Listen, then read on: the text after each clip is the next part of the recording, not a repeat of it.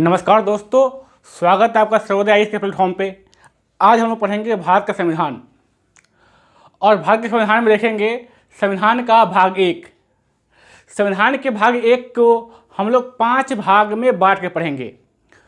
तो हमारी चर्चा का जो मुख्य केंद्र बिंदु होगा वो पहला होगा संविधान के भाग एक में कौन कौन सा अनुच्छेद है और उस अनुच्छेद में क्या क्या मुख्य बातें दी हुई हैं। हम लोग उसका विस्तृत विश्लेषण करेंगे। फिर देखेंगे कि 1950 के समय राज्यों की स्थिति कैसी थी। फिर हम देखेंगे कि राज्यों के पुनर्गठन के लिए कौन कौन से आयोग बने हैं और उस आयोग ने क्या क्या रिपोर्ट दिए थे। फिर देखेंगे आज़ादी के बाद राज्यों का पुनर्गठन कैसे किया गया और यदि समय परमिट करेगा तो लास्ट में हम विगत वर्ष में पूछे गए कुछ प्रश्नों को भी सॉल्व करने का प्रयास करेंगे। तो चलिए आज के क्लास हम शुरू करते हैं। आप लोग वीडियो को शुरू से अंत देखिएगा ताकि संविधान का भाग एक से संबंधित कोई प्रश्न आए तो आपके लिए वो काफ़ी आसान हो। तो संविधान के भाग एक में कुल जो अनुच्छेद है वो कुल 4 अनुच्छेद है। संविधान में कुल 22 भाग है और संविधान के जो पहला भाग है उसका नाम है संघ का नाम और उसका राज्य क्षेत्र। संविधान के भाग एक में संघ और उसके राज्य क्षेत्र की चर्चा है। अब अनुच्छेद 1 देखें हम तो अनुच्छेद 1 कहता है कि भारत अर्थात इंडिया राज्यों का संघ होगा। India that is Bharat shall be union of state. अब यदि हम संविधान के अनुच्छेद 1 का विश्लेषण करें तो अनुच्छेद 1 में हमको 2 बातें मिलती है।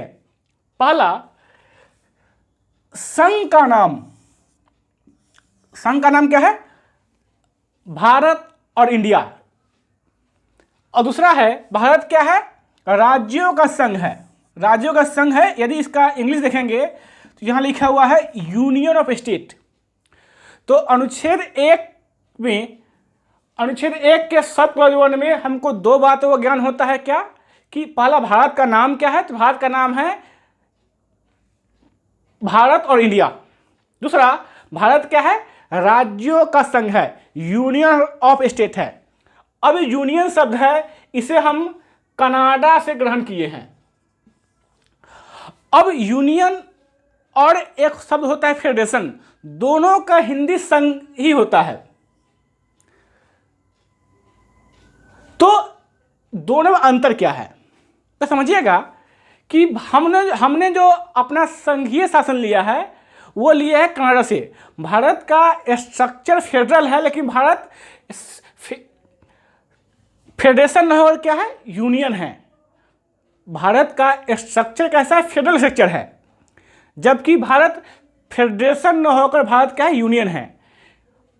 अब इन दोनों शब्द का अंतर क्या है? फेडरेशन और यूनियन का। फेडरेशन और यूनियन।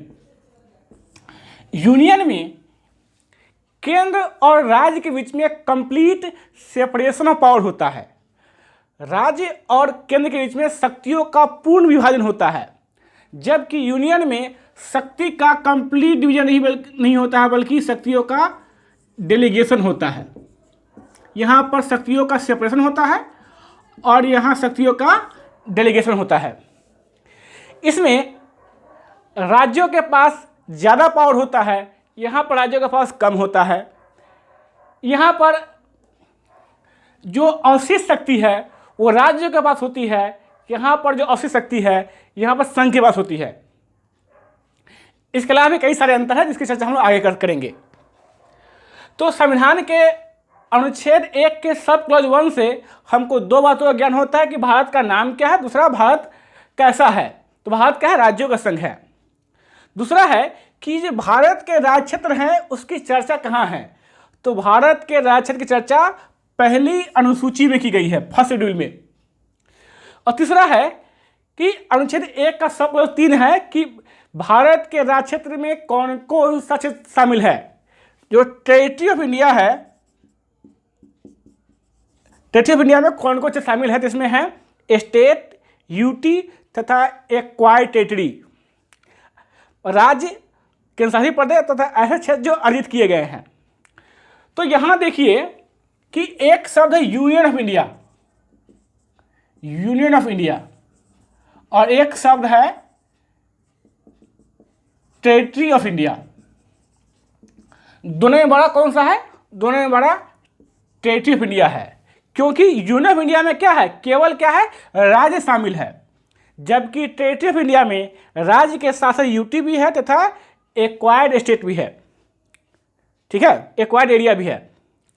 यह है आपका आर्टिकल 1। आर्टिकल 2 और 3 देखे तो दोनों में कॉमन क्या है? दोनों में कॉमन पॉइंट है न्यू स्टेट का फॉर्मेशन। तो आर्टिकल 2 है कि संसद विधि द्वारा संघ में नए राज्यों का स्थापना या प्रवेश कर सकती है। न्यू राज्य का मतलब ऐसे राज्य जो भारत का हिस्सा नहीं है, वैसा राज्य का भारत में शामिल किया जा सकता है।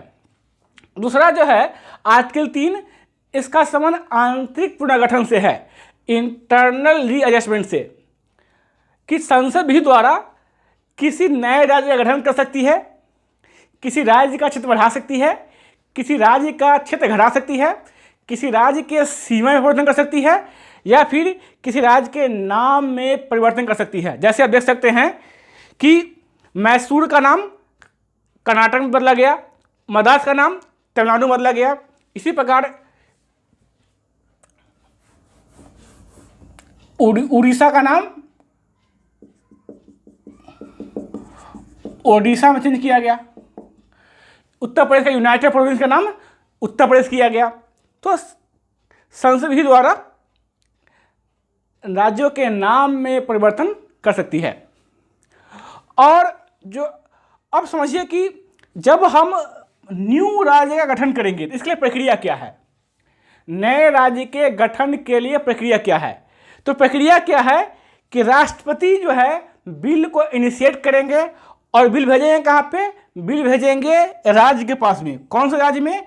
जो राज्य उस नए राज्य के गठन से प्रभावित हो रहे हैं उन राज्य में राष्ट्रपति बिल भेजेंगे। अब राज्य के पास दो ऑप्शन हैं, या तो उस बिल पर यस कहे या फिर वो नो कहे। बिल रेफर करना ऑप्शनल नहीं है, ये बाइंडिंग है, ये राष्ट्रपति को करना ही है, ये ऑप्शनल नहीं है, ये बाइंडिंग है। अब राज्य कह सकता है कि मेरा राज्य का बंटवारा कीजिए या ना कीजिए, या हाँ भी कर सकती है और वो ना भी कर सकती है। अब जो इसका निर्णय है ये राष्ट्रपति पर बाइंडिंग नहीं है। अब ये हाँ कहे या ना कहे, राष्ट्रपति इस राज्य का बंटवारा कर देगा। और राष्ट्रपति क्या करेगा? राष्ट्रपति इस बिल को भेजेगा पार्लियामेंट में, और पार्लियामेंट एक सिंपल मेजॉरिटी से प्रस्ताव पारित करके इस नए राज्य का गठन कर देगा। अब प्रश्न है कि यदि बिल जब राज्य को रेफर किया गया और राज्य के निर्णय के बाद यदि उस बिल में कोई संशोधन किया गया तो क्या बिल पुनः राज्य को भेजा जाएगा? तो प्रश्न है नहीं, बिल को दोबारा राज्य को भेजने की आवश्यकता नहीं है। फिर देखेंगे एक प्रश्न ये भी है कि क्या यूटी यदि प्रभावित हो रहा है तो क्या यूटी में बिल भेजना जरूरी है? तो बिल यूटी में नहीं भेजा जाएगा, बिल कहाँ भेजा जाएगा? केवल और केवल स्टेट में, क्योंकि यूटी जो है यूनियन टेरिटरी वो सेंटर का ही हिस्सा है। अब एक आर्टिकल और है आपका आर्टिकल 4। आर्टिकल 4 कहता है कि अनुच्छेद 2 और 3 को लागू करने के लिए, आर्टिकल 2 और 3 लागू करने के लिए 368 अर्थात संविधान संशोधन की आवश्यकता नहीं होगी। अमेंडमेंट है लेकिन कॉन्स्टिट्यूशनल अमेंडमेंट नहीं है, केवल ऑर्डिनरी बिल साधारण विधेयक के माध्यम से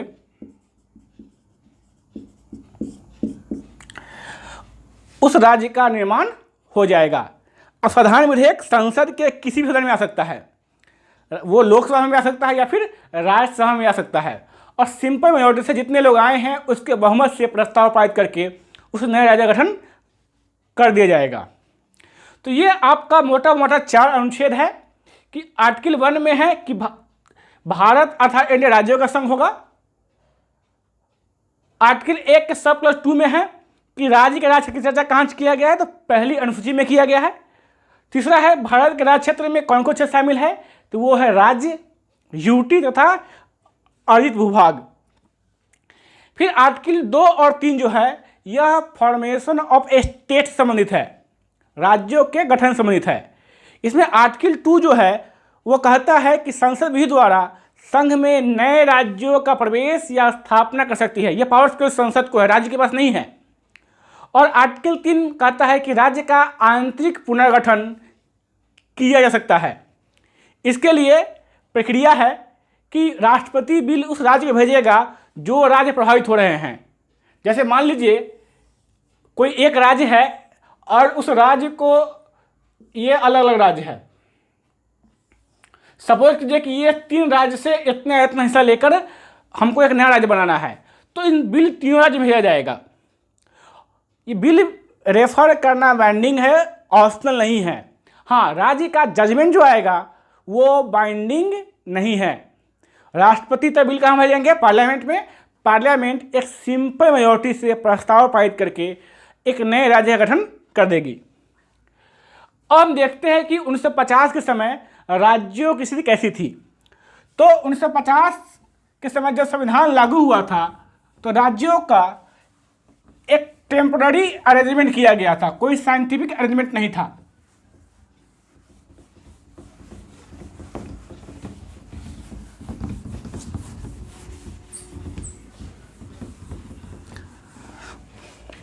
उन्नीस सौ 50 के समय जब संविधान लागू हुआ था तो उस समय राज्यों को 4 भागों में बांटा गया था। कुछ थे गवर्नर स्टेट, कुछ थे प्रिंसली स्टेट, कुछ थे कमिश्नर स्टेट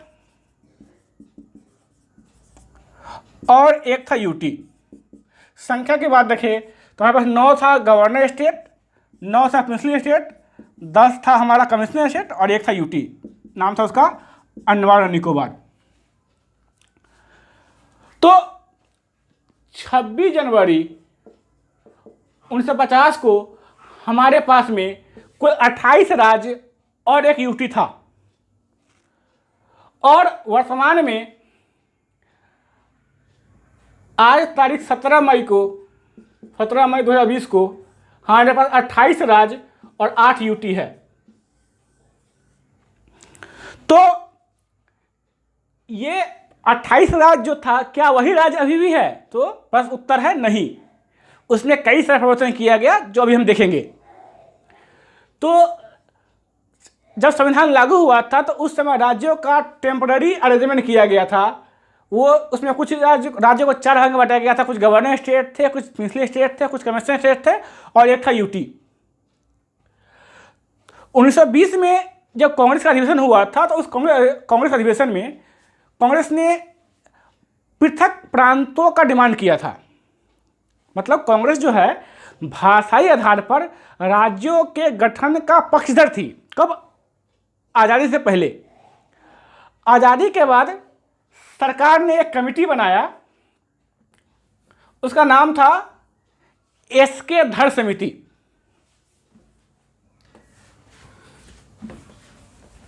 हम लोग कमेटी की चर्चा करते हैं।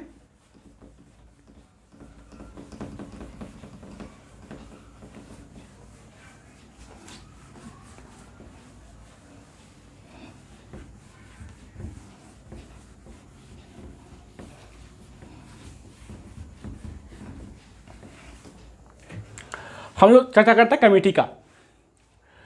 तो 1948 में राज्यों के गठन से संबंधित जो पहला समिति बनाया गया था उसका नाम था एसके धर समिति। इस समिति से पूछा गया कि क्या भाषा के आधार पर राज्यों का गठन किया जाए। तो धर समिति ने भाषा के आधार पर, लैंग्वेज के आधार पर राज्यों के गठन के डिमांड को खारिज कर दिया। इसके बाद कांग्रेस ने खुद एक समिति बनाया और उस कमेटी का नाम था JVP समिति। ये 3 लोग थे, J for Jawaharlal Nehru, V for Vallabh भाई पटेल और P फॉर पट्टाभी सीतारमैया। इन्हीं के कारण जो है यह कह सकते हैं कि 1939 में गांधी जी की तरफ से कांग्रेस के अध्यक्ष पद के इन्हीं को खड़ा किया गया था। तो ये कमेटी का गठन किसने किया था? इस कमेटी का गठन कांग्रेस पार्टी ने किया था।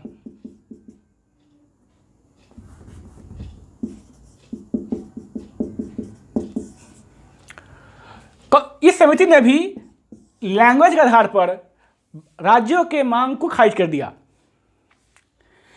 इसके बाद एक घटना घटती है 1953 में।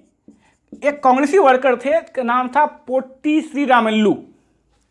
पोट्टी श्रीरामुलु ये कांग्रेस के वर्कर थे और ये 56 दिन अनशन करते हुए इनकी मृत्यु अनशन पर ही हो गई। अनशन पर मृत्यु के बाद आंध्र प्रदेश में भयंकर दंगा हुआ और दंगे के बाद प्रधानमंत्री जवाहरलाल नेहरू ने घोषणा किया कि पृथक आधार पर एक पृथक भाषा आधार पर पृथक एक आंध्रा स्टेट का गठन किया जाएगा। तो भाषा के आधार पर बनने वाला पहला राज्य था, उसका नाम था आंध्रा स्टेट। चूंकि राज्यों का डिमांड हो ही रहा था तो सरकार ने तुरंत एक कमेटी बनाया। उस कमेटी का नाम था फजल अली आयोग। फजल अली आयोग, इसको हम लोग राज्य पुनर्गठन आयोग भी कहते हैं। राज्य पुनर्गठन आयोग कहते हैं। अब फजल अली आयोग ने क्या रिपोर्ट दिया? फजल अली आयोग ने कहा कि यदि वन लैंग्वेज और वन स्टेट बनाना हो तो ऐसा नहीं किया जाना चाहिए। मतलब भाषा के आधार पर राज्य गठन कीजिए, लेकिन एक भाषा के आधार पर एक राज्य मत बनाइए। ऐसा करने में भारत में हजारों राज्य बन जाएगा। इसलिए उन्होंने एक सिफारिश किया कि भाषा के आधार पर राज्य गठन कर सकते हैं, लेकिन गठन करने से पहले आप राज्य की सुरक्षा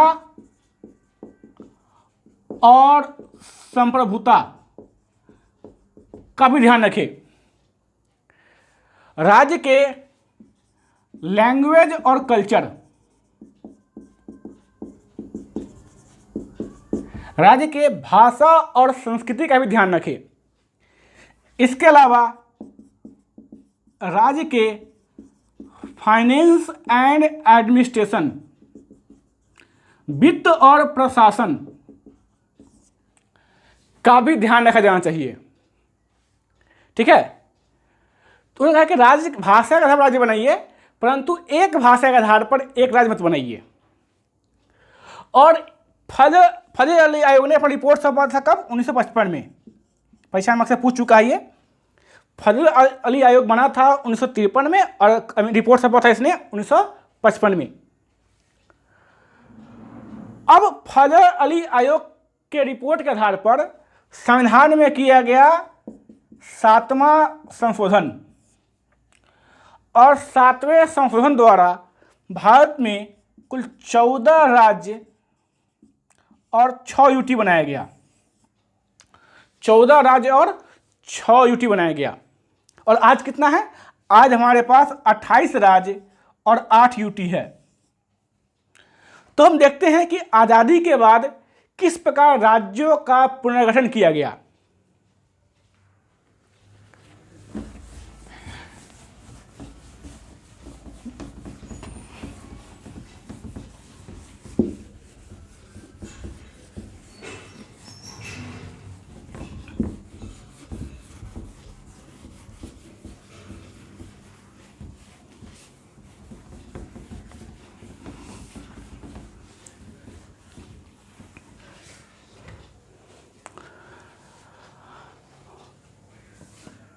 सातवें संविधान संशोधन 1956 द्वारा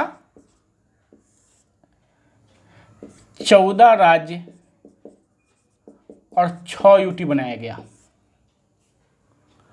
आज हमारे पास है 28 राज्य और 8 यूटी। तो जब राज्यों का पुनर्गठन किया गया था तो उसमें हुआ ये था कि कई सारे भाषाई राज्यों को मिलाकर एक राज्य बना दिया गया था। इसलिए भले ही राज्यों का पुनर्गठन किया गया लेकिन अलग अलग राज्यों का डिमांड जारी था। तो 1960 में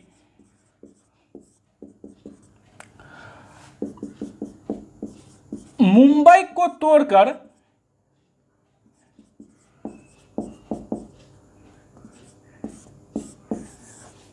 जो पहला राज्य बनाया गया था उसका नाम था गुजरात। कब? 1960 में। इसके अलावा 1963 में नॉर्थ ईस्ट में उस समय केवल असम था तो एक राज्य बनाया गया था 1963 में, नागालैंड।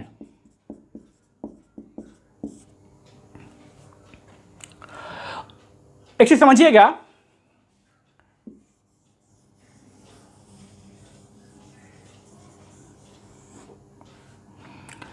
यहां पर है गोवा, दादरा नगर हवेली दमन दीव।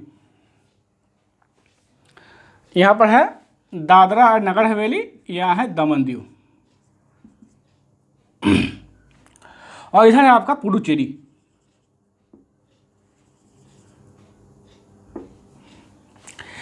इस पर जो अधिकार था वो था पुर्तगालियों का,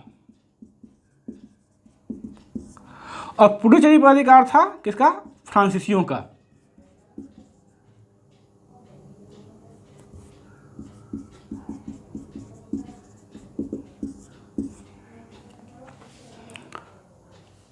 ठीक है। तो 1954 में दादरा और नगर हवेली को पुर्तगालियों से आज़ाद कराया गया और 1961 में 10वें संविधान संशोधन द्वारा इसको भारत का हिस्सा बनाया गया। इसी प्रकार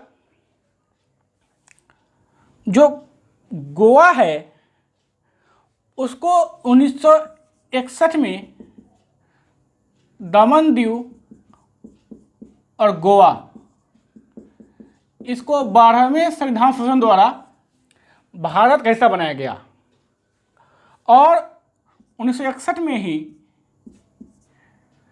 पुडुचेरी को 14वें संविधान संशोधन द्वारा भारत का हिस्सा बनाया गया। लेकिन ध्यान रखिएगा, पुडुचेरी जो है वो 4 क्षेत्रों को मिला के बना है। उसमें कौन कौन क्षेत्र है? तो उसमें है यानम, माहे, कराईकल और पुडुचेरी। यानम है आंध्र प्रदेश में, माहे है आपका केरल में, और कराईकल पुडुचेरी है तमिलनाडु में। चलिए आगे बढ़ते हैं हम लोग। अब जो पंजाब है, पंजाब का गठन किया गया था, उसमें पंजाबी लोग भी थे, सिख लोग भी थे, कुछ हिली स्टेट भी थे और कुछ हिंदी भाषी लोग भी थे। इस कारण 1966 में एक व्यक्ति का नाम है मास्टर तारा सिंह। मास्टर तारा सिंह इसने पृथक पंजाब का आंदोलन चलाया और तब जाकर पंजाब को तोड़कर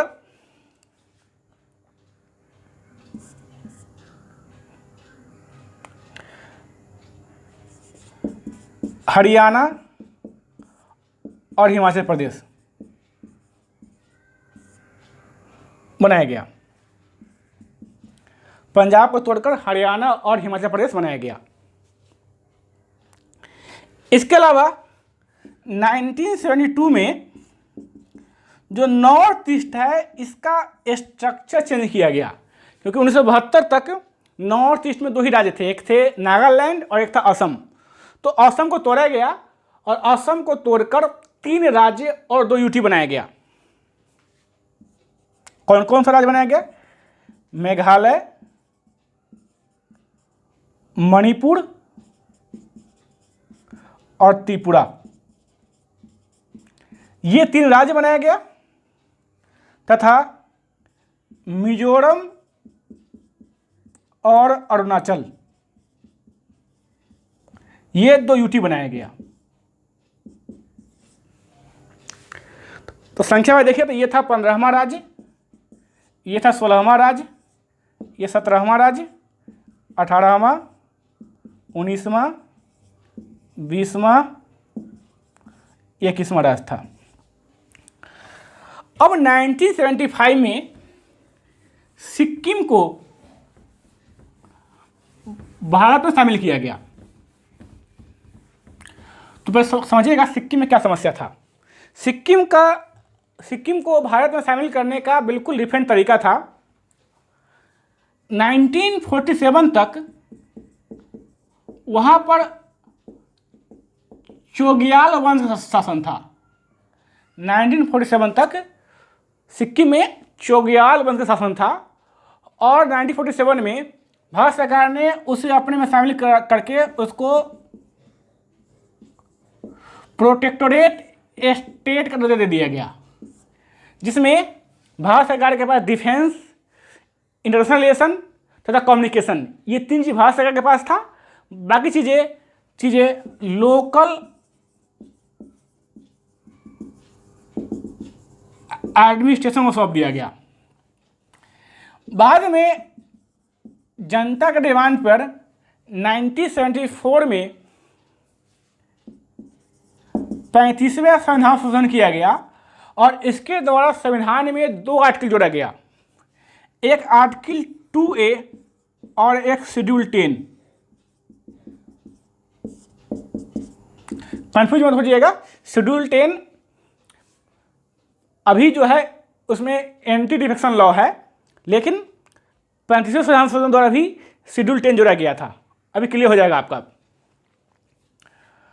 2A में सिक्किम को भारत में एसोसिएट राज्य का दर्जा दिया गया, सहयोगी राज्य का दर्जा दिया गया। और शेड्यूल 10 में भी सिक्किम के लिए कुछ प्रोविजन किया गया।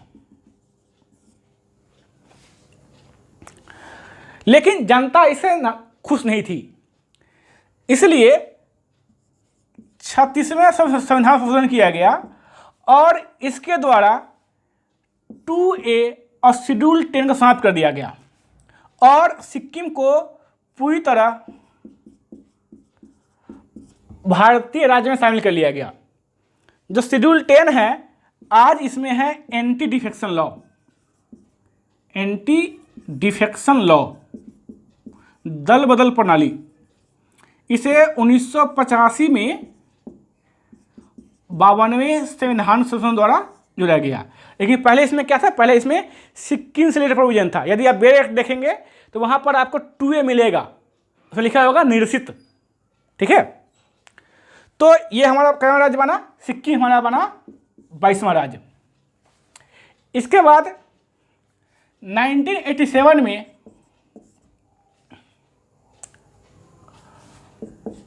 गोवा, अरुणाचल प्रदेश और मिजोरम, गोवा, अरुणाचल प्रदेश और मिजोरम, इन 3 राज्यों को भारत में यूटी से स्टेट का दर्जा दिया गया और ये बना 23वां राज्य, ये 24वां राज्य और ये हमारा बना 25वां राज्य। इसके बाद सन 2000 में बिहार को, मध्य प्रदेश को और यूपी को तोड़कर 3 राज्य बनाया गया।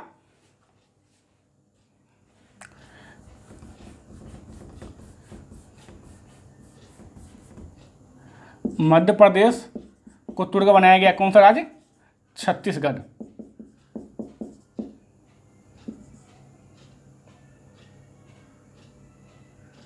फिर उत्तर प्रदेश को तोड़कर बनाया गया उत्तराखंड। पहले इसका नाम था उत्तरांचल था, अब इसका नाम है उत्तराखंड। और बिहार को तोड़कर बनाया गया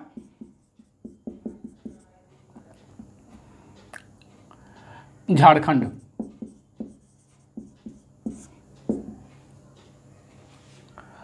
ये हमारा हुआ 26वां राज्य, 27वां राज्य, और ये हुआ हमारा 28वां राज्य। इसके बाद आंध्र प्रदेश को तोड़कर 2014 में एक राज्य बनाया गया तेलंगाना। ये हमारा था 29वां राज्य। परंतु पिछले साल एक घटना घटी।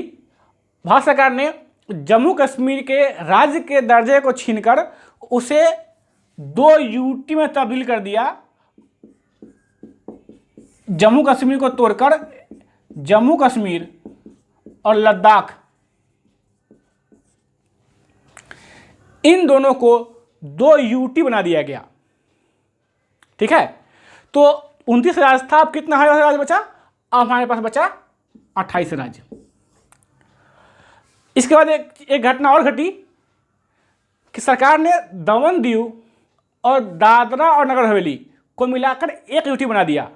तो वर्तमान में भारत में 28 राज्य और 8 यूटी है। इसमें 3 यूटी ऐसे हैं जिसके पास अपना लेजिस्लेचर है। इसमें कौन कौन है? तो एक है आपका जम्मू कश्मीर,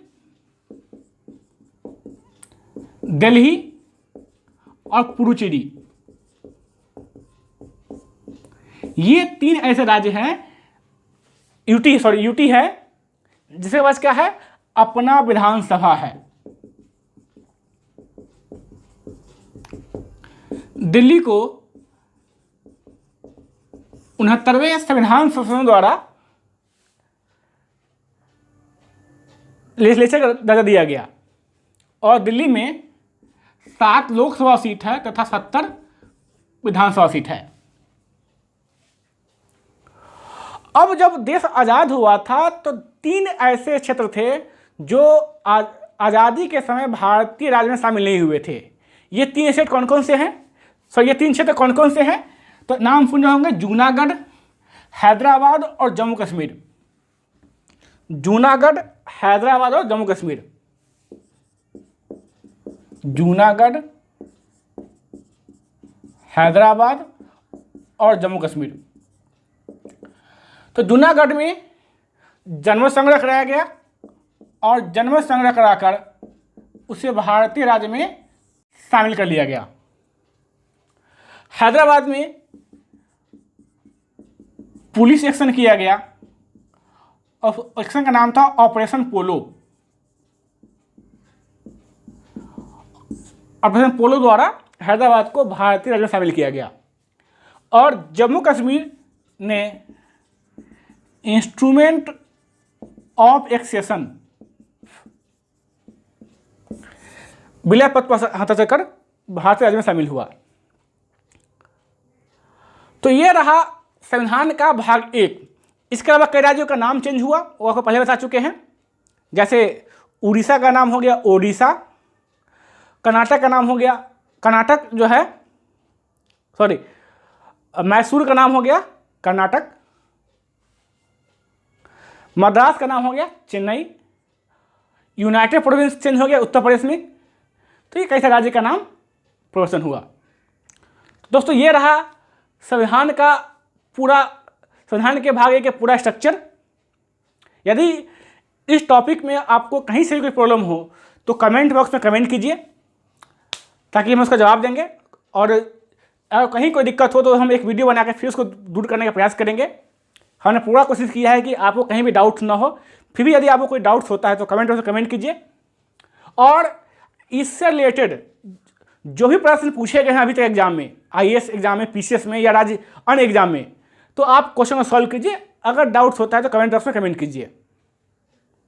ठीक है, चैनल को लाइक कीजिए, सब्सक्राइब कीजिए। धन्यवाद।